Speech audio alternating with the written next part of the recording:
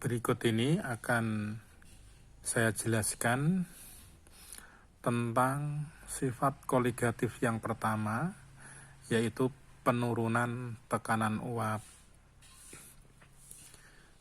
Kita harus tahu lebih dulu bahwasanya tekanan uap adalah tekanan yang berada di atas permukaan zat cair ketika zat cair itu dipanaskan pada suhu tertentu. Di sini terdapat dua sistem. Yang pertama adalah gambar yang berupa wadah yang berisi pelarut murni. Kemudian yang di sebelah kanan ini adalah gambar di mana wadah di sini berisikan larutan. Jadi kalau larutan, maka pengertiannya adalah ada dua komponen, yaitu pelarut murni sudah ditambah di dalamnya dengan zat terlarut. Jadi itu materi di kelas 10. Larutan itu berisikan dua komponen, yaitu zat pelarut dan zat terlarut yang sudah bercampur secara homogen. Homogen artinya seluruh bagiannya itu memiliki sifat yang sama. Nah, perbandingan antara tekanan uap pelarut murni yang di gambar kiri dengan tekanan uap untuk larutan gambar kanan tentu nilainya berbeda. Penjelasannya sebagai berikut. Ketika pelarut murni dipanaskan, maka partikel-partikel zat pelarut pada suhu tertentu sesuai dengan titik didihnya. Kalau air berarti suhu 100 derajat Celcius dan tekanan 1 atmosfer, maka partikel-partikelnya ini akan berubah menjadi uap. Jadi partikel ini yang berupa lingkaran-lingkaran atau bulatan-bulatan kecil ini adalah melambangkan partikel pelarut murni. Jadi ini murni pelarut, tidak ada zat terlarut di dalamnya. Ini akan mengalami penguapan. Nah, sehingga dapat kita lihat cukup rapat di sini partikel yang ada di atas permukaan zat pelarut murni ini. Sementara untuk larutan, pada pemanasan yang sama, pada suhu yang sama maksud saya, ternyata partikel zat pelarut yang berubah menjadi uap ini jumlahnya lebih sedikit. Nah, tentu menimbulkan pertanyaan, bagaimana penjelasannya untuk larutan partikel pelarut yang berubah jadi uap kok jumlahnya relatif lebih sedikit jika dibandingkan dengan wadah pada gambar kiri yang murni berupa pelarut. Nah, secara fisik tentu mudah untuk kita jelaskan.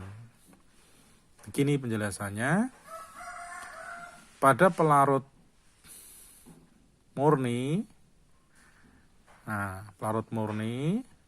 untuk berubah menjadi uap atau gas, ini tidak ada partikel-partikel lain yang menghalangi pergerakan dari cair menjadi gas. karena seluruhnya di sini adalah partikel-partikel zat pelarut. Sedangkan untuk sistem larutan pada gambar kanan ini,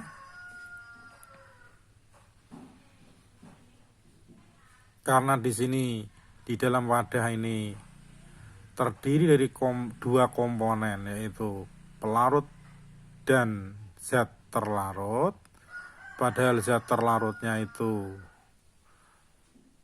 tergolong zat yang sulit untuk menguap, maka pergerakan partikel pelarut dari cair menjadi gas itu tidak seleluasa seperti pelarut murni saja tadi.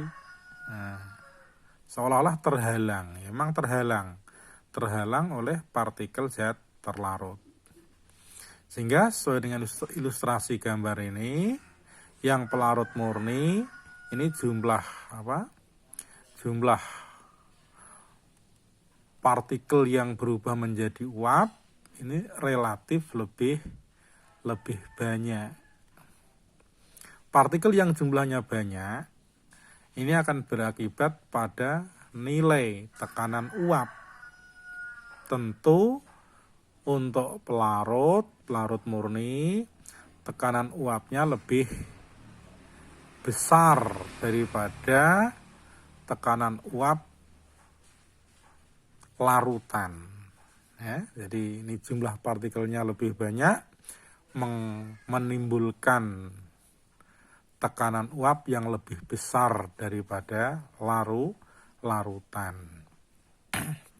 Maka secara umum, sistem larutan itu selalu lebih rendah tekanan uapnya jika dibanding dengan pelarut murninya.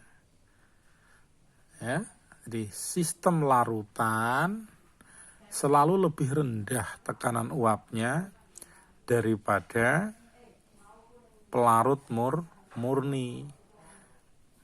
Nah,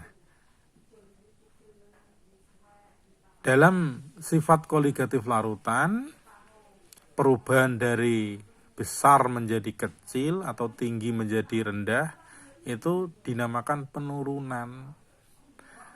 Maka dari situ sifat koligatif larutan yang kaitannya dengan tekanan uap namanya adalah penurunan tekanan uap.